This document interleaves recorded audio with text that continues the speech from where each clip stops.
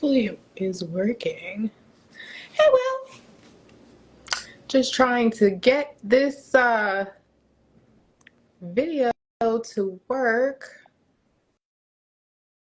Let's see. Hopefully, hopefully this will work.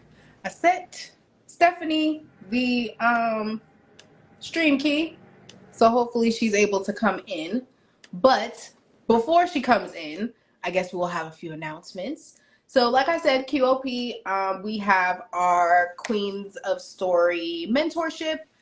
Make sure that you are filling that out. We have that due tomorrow at 11:59 p.m.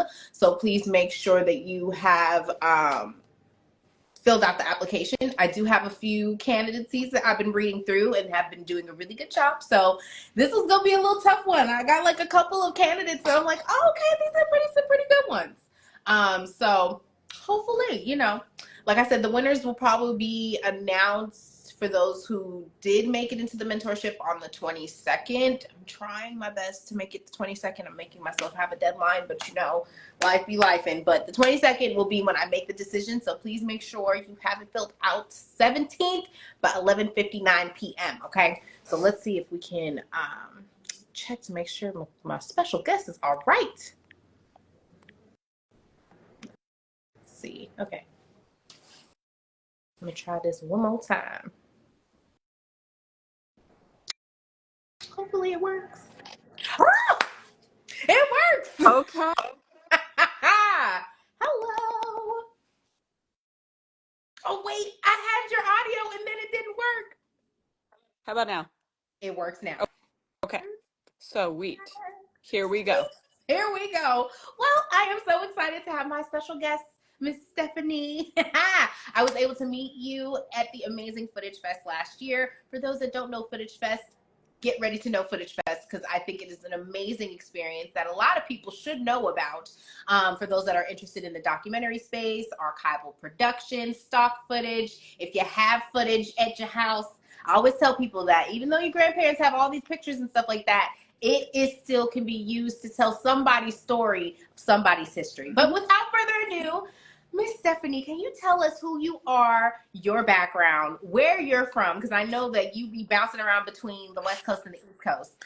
And your role is not only as an archival producer, researcher yourself, but you also are co-founder of the Archival Producers Alliance. And I know it's like a whole group of y'all that started it. And now it's been over like 400 to 500 people that are included in the alliance, as well as myself. I made sure I signed up as soon as I found out.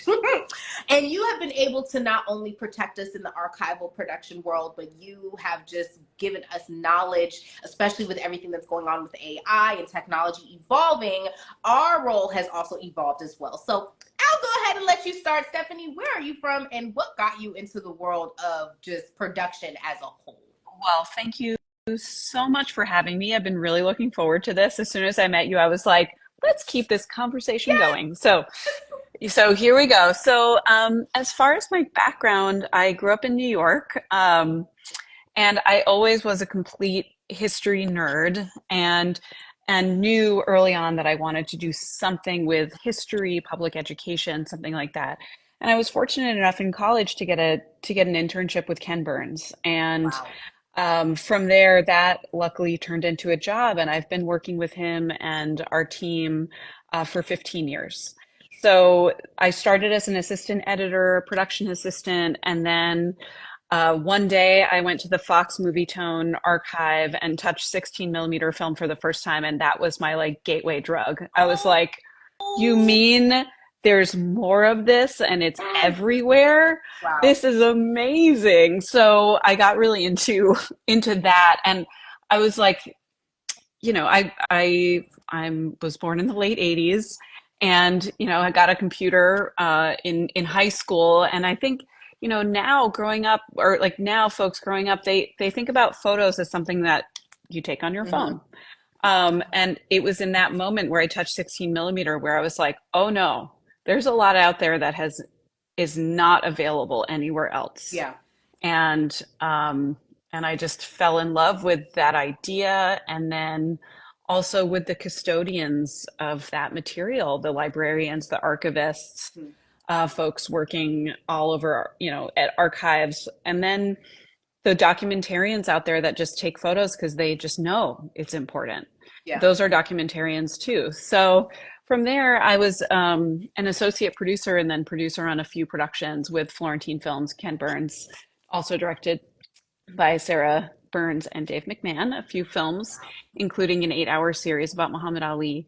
And through that, I've just been able to connect with archives and material all over the world. And something I really love about the craft is you're both, trying to find a photograph in someone's Yeah. basement while also negotiating with ESPN. Like Mm. it's a whole range of different types of skills and different types of negotiations of like, why was this saved and what is the value of this material to you and what is the value of it to the story that we're telling. And that goes so far beyond monetary value. Of course, I also mean the value of the meaning of something.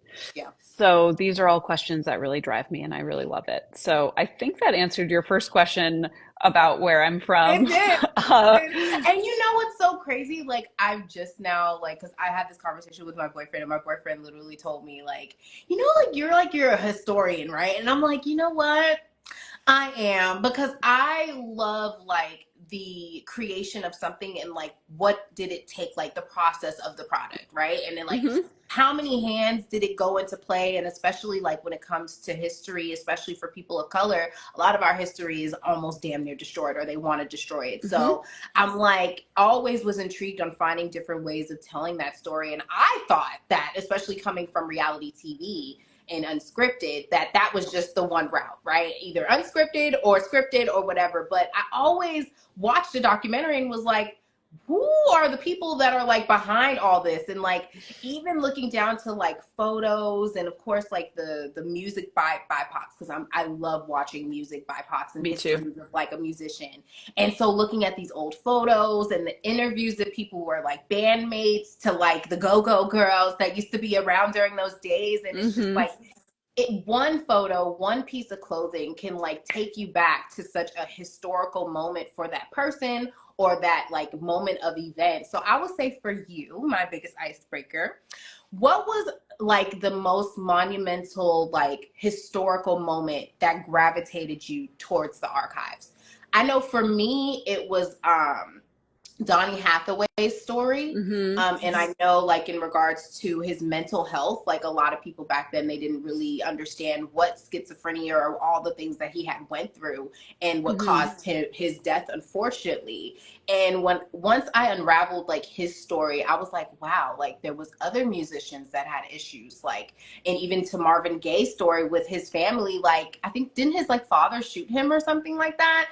And, like, uncovering those, like, traumas that back then they weren't able to tell those stories because it was just gray. It was gray area. Nobody knew how to dig deep back then. And so what would be like a monumental person that's in the business or a monumental moment that got you interested in the archives?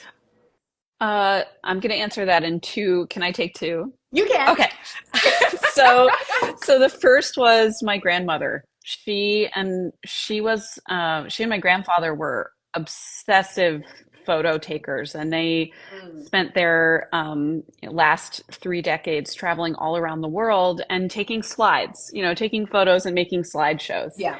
And we're still going through, she passed a few years ago, and we're still going through her drawers and drawers of things. And she saved every invitation, Mm, every obituary, yeah. every school play flyer, all of that stuff. But it's still all very organized. And I think there was a real sense of that was part of her contribution to her community. Yeah. Of course, she didn't anticipate the internet and newspapers.com, and we don't necessarily know what to do with this stuff anymore. Right. But Yeah. there was an impulse there to say, I might need this, and this is an important way to document my family. Mm. So I think I grew up with someone who was diligent, and that I feel very lucky for that. And then Yeah, you know I'd what? say, Hmm. I agree with that too because like like our generation of grandparents, like they had like I remember my grandmother literally recording everything with her VHS Hmm. tape, and when they had the ideals of converting that VHS tape to a DVD, oh, my grandmother bought that machine, and for weeks she literally transitioned everything that she had from VHS Yeah. to DVD, and she had Yeah. her personal copy of the Michael Jackson and the Purple Rain because she did not want to lose that memory of hers. But I think that like back then, the older generation really cherished like saving their collections, saving their memories in some shape or form, whether it was a photo album, whether it's putting that fur coat in the back and giving it to that next generation, because I have one in my closet. But yeah, I definitely agree with that. And you definitely had a second one as well that got Oh you into yes, archive. and the second one is I grew up singing. I grew up in a family band. That's a whole other part of my life. And I was obsessed early on with Chet Baker and his voice. And I think that was like teenage me was like, what are these feelings I have when I listen to this Yeah. music? Anyway, the documentary Let's Get Lost by Bruce Weber. I went with a friend to Film Forum when I was like 14 and I saw that. And it is a film of someone's rise and fall, you know, the height of his career and then him falling into a deep heroin addiction. And at that, there was something about that film that I was like, we need to be here for moments to understand art, to understand place, to understand beauty. And that is a film that fully got me into documentary and then also got me into wanting to be uh, an archivist and like understanding the importance of documentation.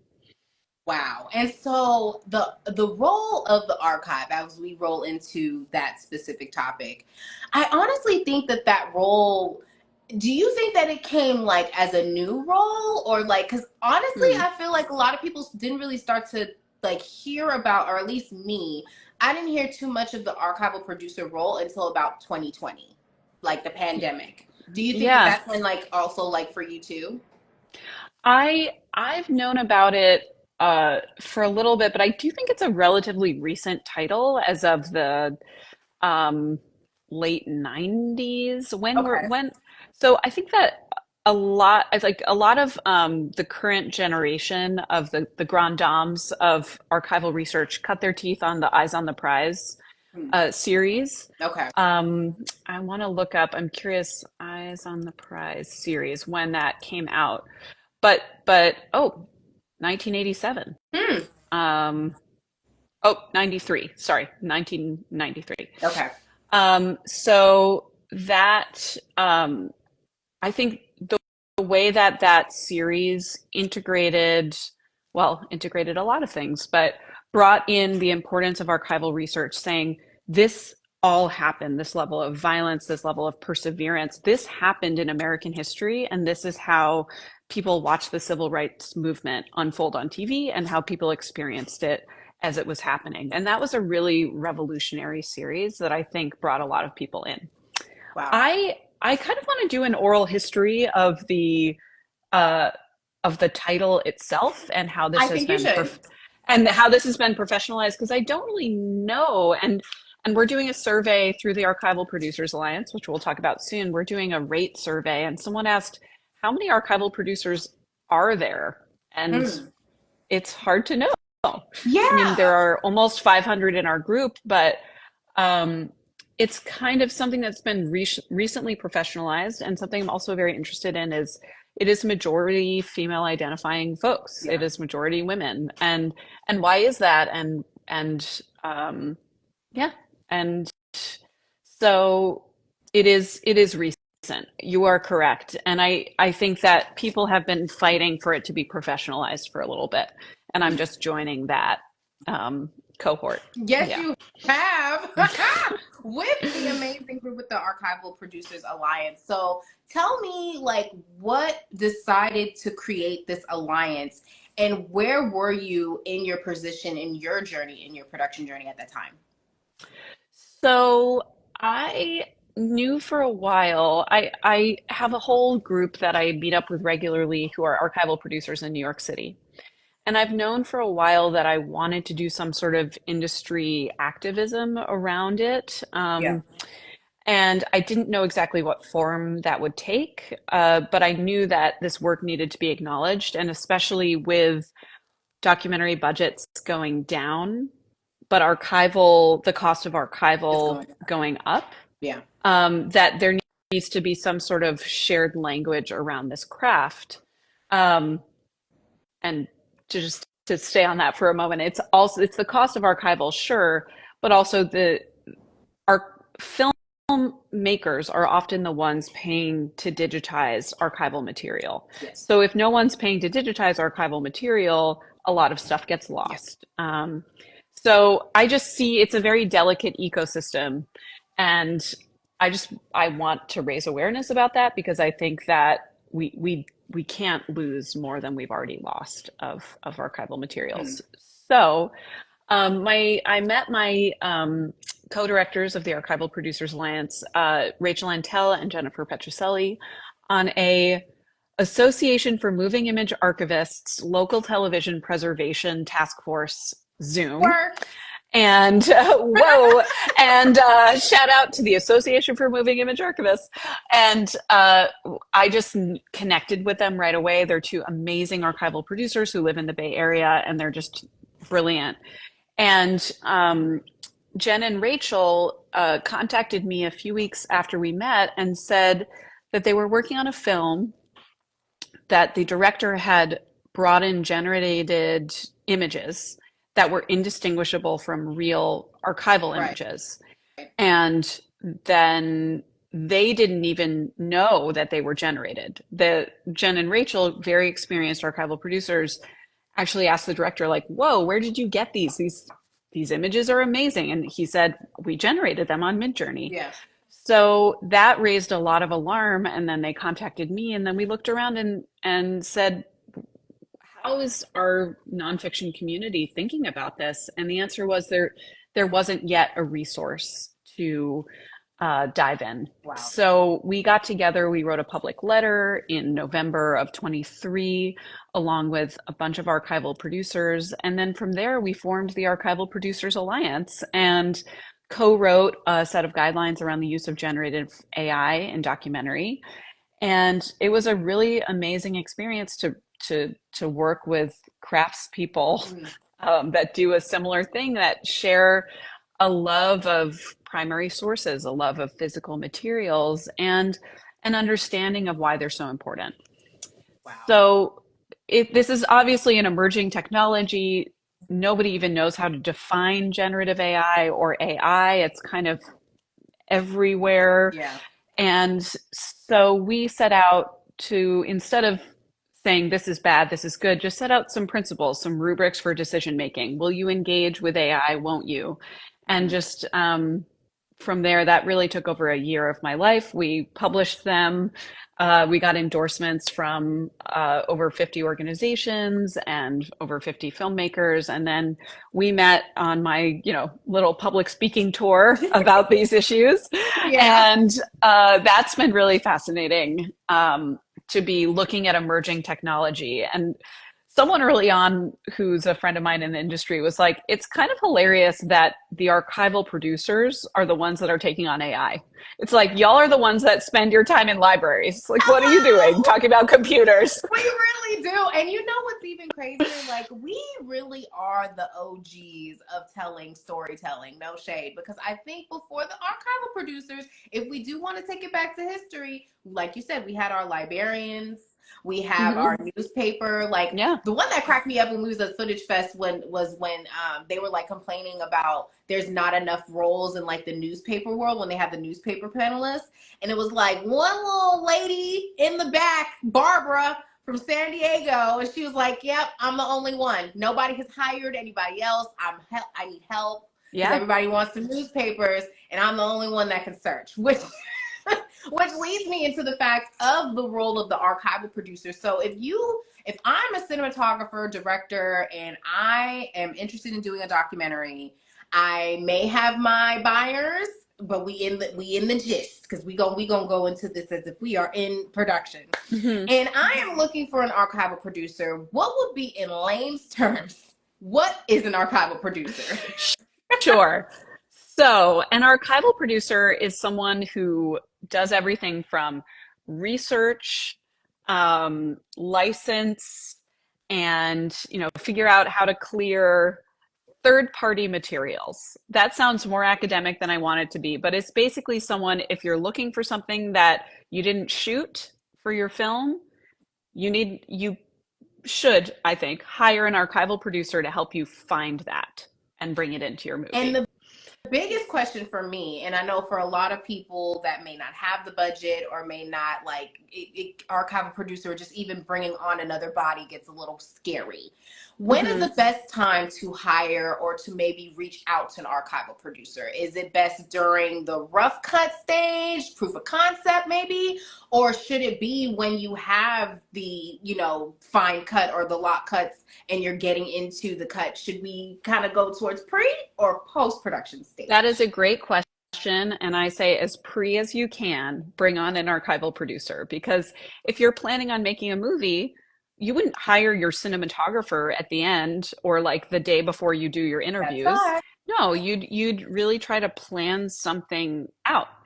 And so, something I really try to encourage folks to do is you don't need to pay someone to come on full time. You can pay an archival producer to consult for your film for 3 hours, just so you know where the pitfall's going to be. How long will it take to get materials? These kind of things that archival producers develop a sixth sense for, Yeah. and have experience with, that a director is not going to necessarily know those things because they haven't worked with archival. So archival producers come with a whole set of skills and a whole set of instincts, that can really help any production. So I would say if you're considering using any footage whatsoever, or any photographs, audio, whatever it is, or want to do any research, contact someone early on, because it sometimes can be, you know, if you need something that's hard to find, Yeah. someone sends an email to an archive every 2 weeks, Hmm. and it takes that 6 months to get in material. But if you don't start early enough, you won't be able to get it. Hmm. And then I know that I've consulted on some projects that, um, they're especially films about sports, that they come to me and they're like, I have $10,000 to spend on archival for this movie. And I'm Yeah. like, but you're making a film about the MLB. You're going to need at least $500,000 to do what you're saying you want to do. Yeah. And they don't know that. Why would they know that? But I've licensed and I've worked with folks at the MLB when I made, my Jackie Robinson film that I worked Hmm. on. So, um, bring someone on early, even if it's just to consult. If you have any questions or you're confused, there's a reason for that. It is a whole skill, It and is. there's no reason why you should know how to license stuff. That is so facts. 'Cause I don't even know that people know the difference between the releases that we usually send out, from what is the difference between an NDA to a materials release and Hmm. what materials release can cover. And Yeah. even the word perpetuity. A lot of people get scared off of that word perpetuity and don't really know how fair use or clearance can cover that word. So we'll break Hmm. this down into two. What would be like some of the basic questions releases wise that you get all the time from an everyday client? I know for me, some people always ask all the time, like, does that person that's on the screen have to have an appearance release? Like, even if we weren't able to chase them down, or even to like, if we shoot in an apartment, yes, you may need a locations release and you have to go through the chains of commands through that property manager to make sure everything is all cleared. Hmm. So what would be some like typical release questions that you get all the time from your clients? Yeah. So I should say, the Archival Producers Alliance just released a document called Working with Archival Producers. So I really encourage everybody watching this, please, we wrote it. I encourage you all to look at it, Really good. share it. It is a resource that we are giving freely to the documentary community to make all of our jobs easier. So, a very common question I get, or certainly when I start a project, is what do you need? Like, how long do you need this for? Yeah. And for any piece of archival material, if you're going to license it, you need to know the time period, the market, and let's see, all media worldwide, and the time period. So I try to release everything to get it released everything for all media, which means it can be in theaters, it can be on a DVD if we make DVDs anymore, Yeah. it can be on YouTube. Worldwide, you can show it anywhere in perpetuity, forever. Yeah. That's the ideal. And then something that folks that I'm licensing from want to know is this non-exclusive? I.e., like if I license this photo to you, do I retain the rights Yeah. over it? Can I license it to anything else? And for the work that I do and probably the budgets for most documentaries, the answer is non-exclusive. You can go do whatever you want with this. Here it is yours. I'm just using it for this one time for this one thing in my movie. Okay. And so for another question in regards to just even for some cinematographers and directors, in regards to archival, if I am, for instance, I am looking for a specific era. Like I know sometimes it gets hard with the hip hop era when it goes into the Mm-hmm. 80s and the 90s and all that stuff. As a person that's coming in that needs that archival assistance, what would be like maybe some general tips for someone that's looking for era specific archives? That's a really, really good I'm question. a producer, And it's so I'm gonna hard. get you some good Yeah. questions, Gary. And it's, and that kind of thing is really hard. I Yeah. mean, honestly, start with YouTube. Really? I start with, yeah, Oh, that's one way to do it. okay. Don't Let's see. Some hold people on. tell me. So but with big Okay. caveat. Okay. I think we actually might get t-shirts or hats printed that say YouTube is not an archive. Because you don't want to take it and then just put it in your movie. What you want to do is you're like, whoa, this person seems to have uploaded a bunch of cool concerts from 1987. What else do they have? Right. And then you contact that person on YouTube and set up a relationship and set up some sort of licensing agreement. So that's one way. And I do like that. That is actually a really good note because I know with the new wave of researching, we have to sometimes go through YouTube, Facebook, Vimeo, Facebook. Sometimes even on the regular Google searches to maybe find the archives. And sometimes Flickr. it gets hard where people are like, can we use stuff that's online for stories? Like, where does it become that thin line? Yeah. I always, before I hop on any project, I always say, who's your lawyer? And what is your risk tolerance as a production? Right. And if someone says we don't need a risk tolerance, and if someone says, oh, we don't need a lawyer, I don't care, I don't take the job. Really? Interesting. No. Why would you not take the job? Because I think they're going to want to get everything for free. And for me as a professional, I have relationships with archives. I can't work with a production that's trying to claim fair use over everything. That messes with my relationship. And it's also just not how I practice archival producing. Other people have very different feelings on the subject. Yeah. And I do believe that fair use is a really important right. So that's just my approach as a professional. And I think that if they're not conscious, that means that they don't care about it really important or they're not aware of a really important part of my job, which is licensing agreements, making sure that the production isn't sued at the end for using something. And if someone's not vigilant about that, they might not be vigilant about other aspects of the production. Right. So, yeah, that's what I would say. And also, if you're just pulling something off of YouTube, there might be issues that you don't know. Maybe someone in that footage, got into a car accident right after, like something horrible happened, or like there's something happening in that community that you're not aware of that only the rights holder would know. Like you need to be sensitive. If you're like taking footage of just someone's like front yard that they filmed in 1986, like those are people. Those are people's lives. You need to respect that. You can't just use it as a background.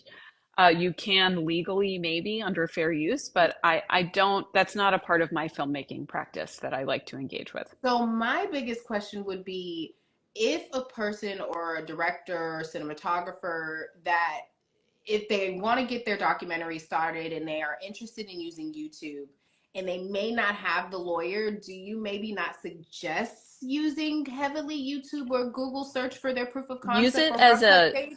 yeah, use it as a jumping off point. Okay. Do not bring that material into your project. Do And not. how would they, in language terms, able to explain that language to their buyer? Because sometimes if they like show their proof of concept, their deck and stuff to the buyer, that buyer may think that that footage and stuff may stay. What I would say is put a slate at the top of your film that says none of this is licensable, all of that, and just be really transparent about it, because licensor people that are buying your movie don't necessarily expect you to have cleared Yeah. archival, Yeah. and they're used to looking at watermarks, they're used to looking at low resolution footage. So don't let that scare people away. Just let them know that you understand that it will cost money to get that material. And I also really suggest for people that they put a watermark internally. If it's something from YouTube, Yeah. put a watermark so that every time you screen it, it says this is from YouTube and not licensable. Mm. Put your own watermark on it. It doesn't need to come from an archive to have a watermark on it. So in that way, everybody in your production knows this is temp material. We could maybe get a license to it, but maybe not, Mm-hmm.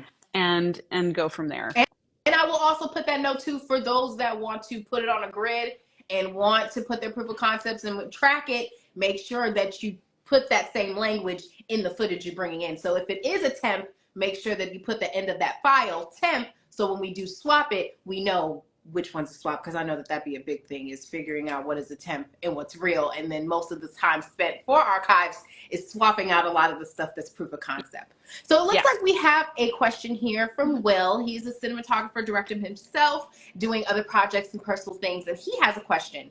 Can you break down the process of acquiring archival from an entity as large as like NBA sports? Is it challenging? And do they oftentimes say no? Uh, wow. Okay, so I should say I've never worked with the NBA. I'd say in general, sports are big money. So they're going to want big money. Yeah. When you're licensing from a group like NBA or trying to get material from them, what they're saying is you're taking our very expensive IP and you're making money off of our IP if you put it into your movie. That might not be true because documentaries are not, the pot of gold at the end of the rainbow. Right. But it might be tough to get anything out of the NBA because their licensing agreements are very strict. Their minimums for usage and minimums for licensing are very, very high. And that makes sense because they are a multinational sports organization, entertainment organization. Yeah. So, what I would suggest doing as someone making a film about the NBA is find an archival producer who's made a film that you like about the NBA. So go to the Michael Jordan documentary, look at the credits, say like, okay, this person seems to have been on all of this. Shoot that person an email and say, hey, would you be willing to consult with me for an hour? I'll give you $75, $150, whatever it is, to just get a lay of the land. And I think that that's the best way because they can tell you, okay, here's the person to contact, or, ooh, it might be best not to contact them, or give you a sense of timeline. Yeah. Will, I hope that answered your question. I hope so too. Because I have I actually have another thing to add. Photos. If you want to, it's tough with marks and logos for a group like the NBA or MLB. You should talk to a lawyer, but sometimes footage is really expensive to license, but you can get a similar effect by putting a bunch of still photos in a row. Footage is just moving images. It's a bunch of photos in a row. Right. So one way to get around very high licensing costs is to use photos instead of footage. And I tell people also too with footage, I know with AI, they don't want things moving, but a lot of good productions lately have been hiring a graphics designer or visual person to maybe use the photos because, like you said, it is cheaper. And I think too, also for I think a question within that answer, does some of these buyers or productions have blanket deals with already companies like Getty, Pond 5, and Almany? Would someone like a cinematographer or director coming in and they have their collaboration, would that be a question that they ask to their buyer? Do Mm-hmm. they have a stock footage like in-house Mm-hmm. blanket deal to make it cheaper? So I'm going to call your attention to a part of our document, working with archival producers, called Hiring and Onboarding an Archival Producer. Nice. So one of the first things when you bring someone on is note notable partners or Mm, talents, i.e., does the NBA know that you're making this movie? yeah. And again, NBA, just as an example, or does your participant in your movie, are they a participant or are they a subject? Do they know that you're making this film? Yes. Is a really important thing when it comes down to licensing and what comes down to the sort of like ethics of filmmaking. Mm, So, yes, if you're making a film about boxing with ESPN, it's going to be a lot easier than if you're doing it as an independent filmmaker because there are often agreements that people get mm, into. That said, sometimes, depending on the network, you might lose editorial control, or your editorial control will be part of an agreement with that entity. yeah. So an interesting thing as more archives are being kind of segmented by various corporations that own them. Thank you. That was actually a really good deep one. Take these notes, cinematographers. It's my people's. And the other biggest question I would say for you is like biopics. Like if you're talking about someone, where does the archival get a little tricky when it comes to estates and utilizing Mm, like for instance, an example, I was able to interview Regina Jones, and she was like the OG that created the Soul magazine. oh my And God. so, right. And so she played a vessel because she was like a photographer, cinematographer herself. So she took majority of those photos that she had like in archives. But when Hmm. it comes to talking about someone, is there a fine line when it comes to archive and clearance? When it comes to the estate, when it comes to if the person's a singer or something, Mm. like does it get easy if the person has passed away than compared to them being alive? It really depends on relationships. Okay. Um, and uh, it really depends on relationships. I don't know the story super well, but if anybody's interested in this, there are a lot of articles about the Prince documentary that folks were trying to make and then is now might not air. It's Mm, really, there just needs to be a lot of trust. If you're telling someone's story, you both want to have editorial yeah. control and be able to tell the story you want, but you also need them to trust you to give you all that you need. Mm-hmm. And we're in an interesting place with archival docs or with docs right now because a lot of estates are making their own documentaries. Yeah. And some filmmakers engage with that, some don't. It's a really a struggle, especially when there's an expectation now that folks will have editorial control, as you know, for example, Michael Jordan did in the what's that film that came out in like 2020 that was about Michael Was Jordan? it the Chicago Bulls was about the team or was it him specifically? It was him His specifically. yeah. Last Dance, The Last Yes. Dance. Which So was he had really editorial good. control. It Wait, was so he good. had editorial control? Well, Of I course he mean, did. if they're He gonna was talk an about Scottie executive Pippen, he better have producer. if he's gonna talk about Scottie Pippen, he better have editorial control. No shade, but But shade. that's an example of a film. Great Yeah, filmmakers who made yeah, that. They could not have made that film without the participation of Michael Jordan and the NBA because of the rights involved. It's right. so hard. So, and the Olympics, like Hmm. that was a big movie to make, and they did an excellent job at telling an excellent Yeah. story. But I can imagine behind closed doors that might have been Hmm. complicated. So, you know, we're in a moment of flux where documentaries sometimes I think can feel like content and sometimes can feel like you're getting to a real Yeah. truth. But I also empathize with folks that are having a story told about them. Of course they want control. I Yeah. mean, they want it to be right. So I don't think people are necessarily doing anything wrong. It's just how you want to engage as a filmmaker. Did I 100%. answer? Was that No, you did. It was great. And so I and think this, it does help to have people involved, by the way. yeah. I think it just changes the kind of movie that you're making. I feel like it's like when you have too many cooks in the kitchen, it's like it's good to have a couple, but when you start having too many cooks in the kitchen, it's like, okay, you're gonna have a lot of POVs and a lot of EP notes coming around. Yeah. Which gets And to my other what some question with oh the yeah. difference. Hmm. Is there a difference as far as archival needs, and is it more of a headache with doing an archival need for a project that already is in distro with a network Mm. versus a project that is in the lane of the film festival lane? Because I don't know as far as like fair use and Hmm. clearance wise, like is it a little bit more lighter when it goes to film festival?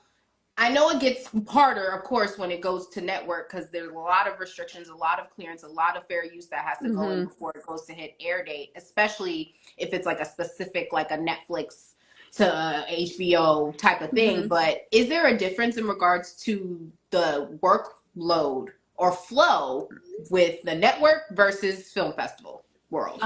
Um, let's see.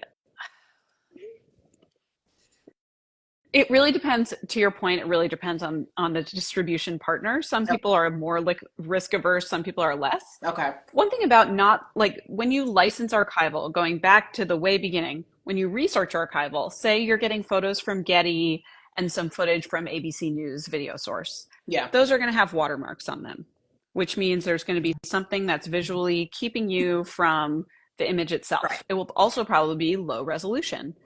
So it won't look very good. You shoot everything in 8K and then you have a JPEG that's, the size of your fingernail Yeah. and pixels on the big screen that are like the size of my head. So Yeah.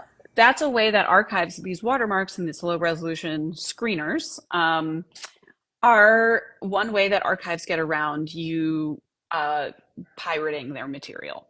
Hmm. So that's one thing to keep in mind if you're like rushing, if you get into a festival, you're so excited, but you have all these watermarked materials, it's going to take a while to get the high resolution and it might be very expensive. So that is a consideration that a lot of archival documentaries have when they're even applying to festivals because it might be an extra 60, 100, $200,000 to get the high Yeah. resolution to even show it at a festival. Ah.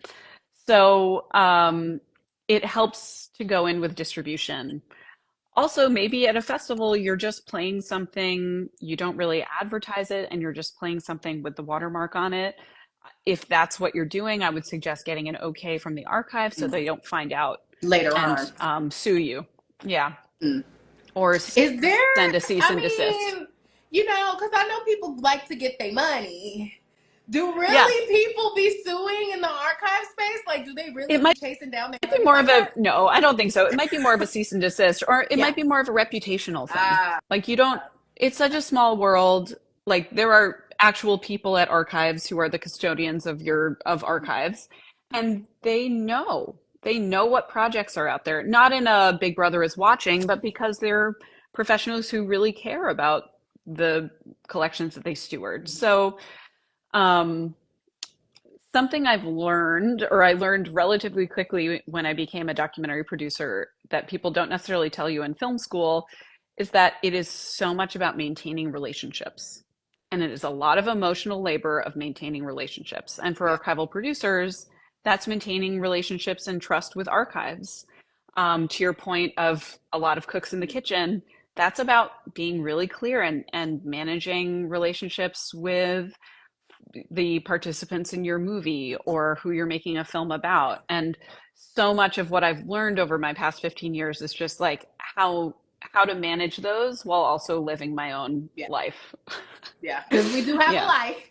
Life be because we do have lifing. a life and Yeah. we need to have a life in order to keep continuing our work. But it's complicated because people see showbiz, they see documentary, they see film premiere, and that means something. Yeah. And Yeah. they see like the the big credits, but they don't see the tiny little credits, and it'd be a good core. And when I started to notice the little credits and notice like so many of the different roles that like take into for just a documentary, like even I just started noticing all the like stock footage that needs to be approved. That's a lot of connections and communication that one or two people will have a relationship with. And I think the key thing that could take out of this conversation is the connections. Because I didn't realize that a lot of archival producers are connected to these stock footage companies, these vendors, these international vendors that have these archives. So it literally could take a cinematographer, director, just hiring an archival producer, and it will take a good 80% of the headache and relationships that you have to deal with, and you could just give it to your archival producers that will probably already have the connection. So I would say for our last question for today, I know that we can chit chat for all day because I love having conversations with you. I learned so much from you. I would say for you, when it comes to the importance of crediting an archival producer and salary. If I'm a cinematographer, director, and I'm hiring an archival producer, how am I able to respectfully pay them their just due in some shape or form, if whether I have a low budget and I can only give like credit or whatever to I have the budget, what will be the proper way to accustom your archive producer Yeah.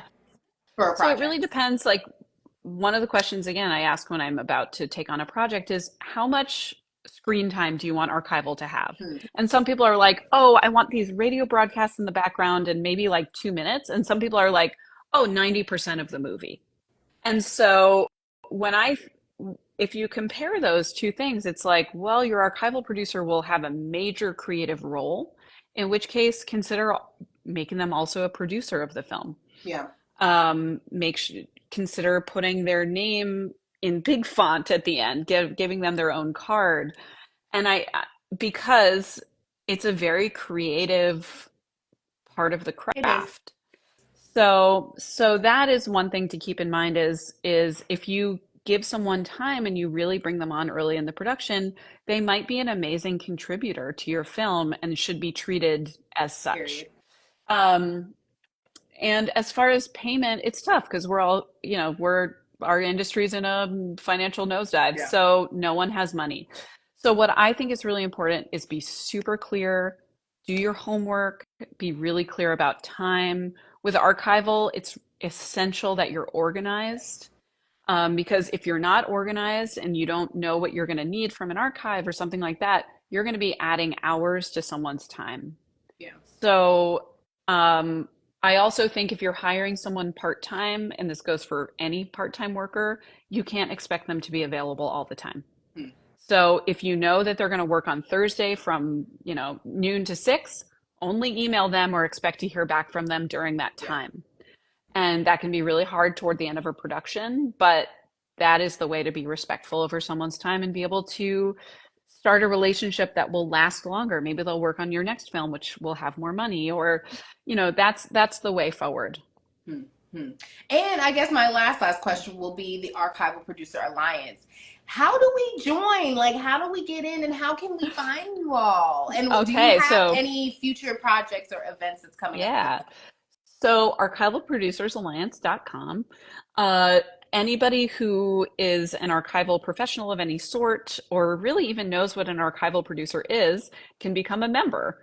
There is a membership area on our website. Also, please subscribe to our mailing list. We send out quarterly updates, so it's not much, but that's a really great way. Also, follow us on Instagram, Archival Producers Alliance. You can also donate easily in all of these places. We are basically a volunteer organization. And so that's how you can get involved. And yeah, just please spread the document that we just released. We're trying to figure out what's next. I think we'll turn our attention back to the generative AI initiative now that we've released this big a document, Yeah. and look at what do we need to do to have more clarity for filmmakers on what is even Gen AI and what isn't. It's very Yeah. confusing. Yeah. Agreed. So I think we're going to hopefully talk with streamers, talk with awards organizations, and be a resource and kind of a center point for us to have a conversation that takes burden off of filmmakers while also keeps things the most clear possible. I think will be a huge thing would maybe potentially do a workshop. I think a lot of the thing is that a lot of people don't know like that our archives is a huge like communication when it comes to production.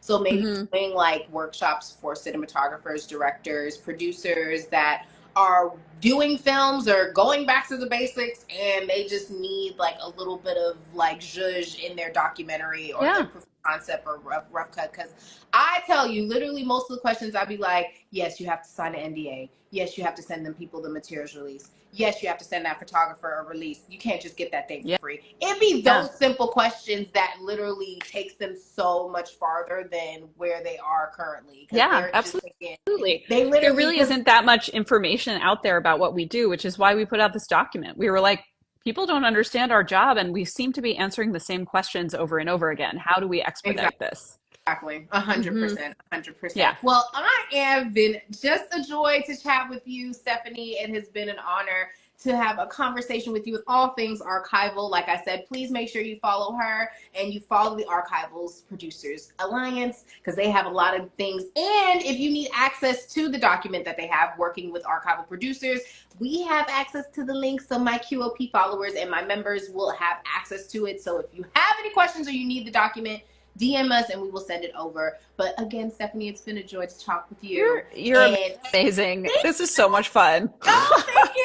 And listen, if you need any help or assistance with archival producers, if you need to chat, please make sure you add me into the convo. Will But if do. you have friends that missed the chat, again, you can automatically now have it on our page. It will be on there as well as our website, queensofproduction.com. We will have it under our recap section. But as I further ado, I know that everything's been going on with LA and the fires. Please make sure my peoples are here that are safe. Those that are not here Hmm. in LA, please pray for us because Lord, we have dealt with the pandemic, 2 strikes, and LA fires. I don't think we could take anymore. I think we've wrapped it up. California, wrap it up. Put it in a bow. I think we are finished. But Stephanie, you have been just a gem, and I want to give you your flowers because I wouldn't have known much about archival producing if it was not for you at Footage Fest. And you Oh, literally, as soon as you on the panel, I was like, I got to talk to this one right here because you was over here taking charge between you and Adobe, the guy, the Adobe person. Those are my two favorite. No shade. I've had nightmares about that panel. Anyway, we'll talk about that offline. So, Right. But thank you it was so much. you're welcome. Uh, And to my people, like we always say in QOP, live, love, create. Love y'all. Bye, all right. y'all.